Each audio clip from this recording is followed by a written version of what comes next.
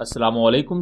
Welcome to conflict card. दोस्तों, बात आज हम करने जा रहे हैं इंडियन मेजर जनरल के स्टेटमेंट के हवाले से, जिसमें उन्होंने इंडियन आर्मी को तनकीद का निशाना बनाया है और खास तौर पर जो इंडियन करंट गवर्नमेंट है, मोदी सरकार, इन्होंने जो अग्निवीर स्कीम लेकर आए उस पर उन्होंने बहुत ही ज्यादा तनकीद की है। तनकीद किस कॉन्टेक्स्ट में है और अग्निवीर स्कीम पर क्यों इतनी ज्यादा इंडिया में इस वक्त तनकीद होती है। इवन इस स्कीम को लेकर इंडिया में बहुत ही ज्यादा फसादात भी हुए और बहुत ही बड़े पैमाने पर एहतजाज भी हुए और इसको लेकर एक्स इंडियन नेवल चीफ और बहुत से इंडियन आर्मी और इंडियन एयरफोर्स के हाई रैंक ऑफिशियल्स ये कह चुके हैं कि इस स्कीम से इंडियन मिलिट्री को नुकसान होगा और इंडियन मिलिट्री की जो कैपेबिलिटी है उसमें मजीद कमी देखने में आएगी। यहाँ की पॉइंट तो ये है कि इंडिया ने 2022 में अग्निपथ स्कीम को लॉन्च किया था। इस स्कीम के तहत इंडिया 4-4 सालों के लिए सोल्जर्स को भर्ती करेगा अपनी आर्मी में और 2026 तक इंडिया का ये प्लान था कि वो तकरीबन 1.5 लाख के करीब इंडियन सोल्जर्स को अपनी आर्मी में लेकर आएंगे और इनकी सर्विस होगी 4 साल के लिए। इन 1.5 लाख सोल्जर्स में से सिर्फ 25% जो सोल्जर्स होंगे उन्हें प्रॉपर आर्मी में रहने दिया जाएगा, जबकि 75% को नौकरियों से फारग कर दिया जाएगा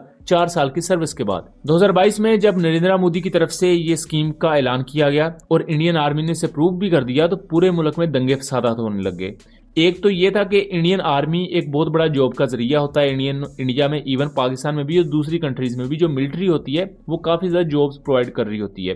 तो जब आपने उसकी सर्विस सिर्फ 4 साल के लिए कर दी तो लोगों के बड़े कंसर्न ये थे कि 4 साल के बाद क्या होगा, वो फिर से बेरोजगार हो जाएंगे और दूसरा कि एक सोल्जर के पास वो मोटिवेशन ही नहीं होगी अपने मुल्क को सर्व करने के लिए, मुल्क की खिदमत करने के लिए, जो एक प्रॉपर सोल्जर के पास होती है, क्योंकि उसकी जॉब सिक्योरिटी होती है, उसको अलाउंसेस दिए जाते हैं और उसके साथ साथ प्रॉपर उसका एक पूरा सेटअप होता है, पूरा मैकेनिज्म होता है कि वो एक अदारे का पार्ट है। अब ये जो अग्निवीर हैं इसके बारे में ये इवन मेजर जनरल यश मोर भी ये कह रहे हैं कि इनके पास तो एक बकायदा सिपाही का स्टेटस भी नहीं है। तो जब आपके पास एक अग्निवीर सोल्जर है और उसका मकाम एक आम सिपाही जितना भी नहीं है, तो वो किस तरह मुल्क की उस जज्बे से खिदमत कर सकता है जिस तरह एक प्रॉपर सिपाही करता है। मेजर जनरल यश मोर ने कहा क्या है, इसको आप एक दफा खुद सुने। टेल मी अबाउट अग्निवीर, क्या स्टैंड था आपका और what's in your head after Agniveer? Agniveer scheme ने जो है देश के लाखों युवाओं के सपने तोड़ दिए। मैं कहूँगा this is probably one of the most retrograde steps as far as recruitment of our soldiers in the armed forces. Totally गलत है। क्यों गलत है? Because you can't get soldiers on contract.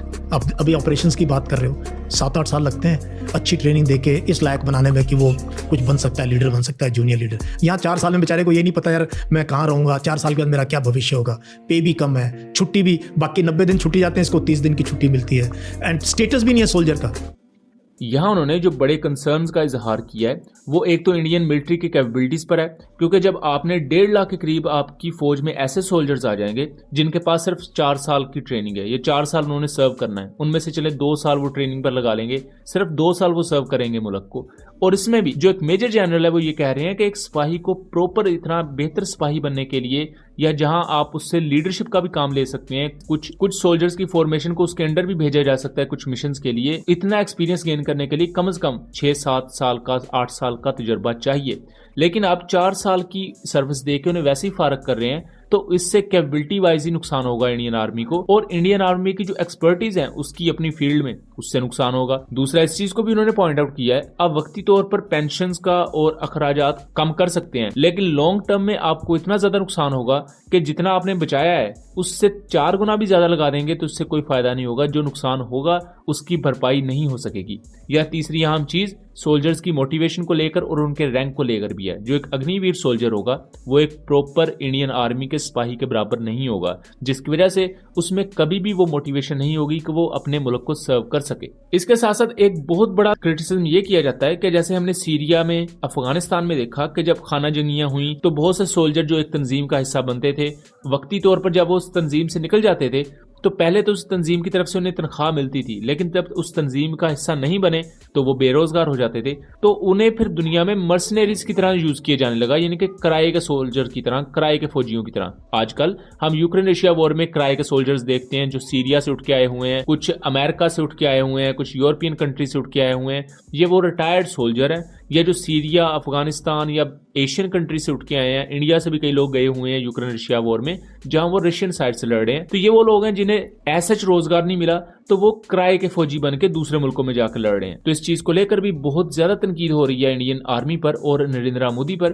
कि जब आपने 4 साल के बाद उन्हें बेरोजगार दोबारा कर देना है, तो उसके बाद बहुत ज्यादा चांसेस हैं कि वो इस तरह के दूसरे कामों में जा सकते हैं, वो इलीगल क्राइम्स कर सकते हैं और इस तरह की दूसरा सोशल इवल्स को जन्म दे सकते हैं। और हम अपने नाजरीन को ये दोबारा बताते चलें, और ये चीज मैं कोई एसबी का पाकिस्तानी नहीं कह रहा, बल्कि ये चीज इंडिया के एक्स नेवल चीफ ने भी कही है, ये इंडिया के मेजर जनरल यश मौर्य ने भी कही है, और इससे पहले बहुत से दूसरे इंडियन पॉलिटिशियंस और इंडियन जनरल्स हैं जो इस चीज को पॉइंट आउट कर चुके हैं कि अग्निवीर स्कीम के चले फायदे हैं कि वक्ती तौर पर आपकी आर्मी में जो सोल्जर्स की कमी है वो पूरी हो सकती है। लेकिन सोल्जर्स की कमी को एक साइड पर भी रख दें तो इंडियन एयरफोर्स, इंडियन नेवी में ऑफिसर्स और दूसरे स्टाफ की भी बहुत ज्यादा कमी है।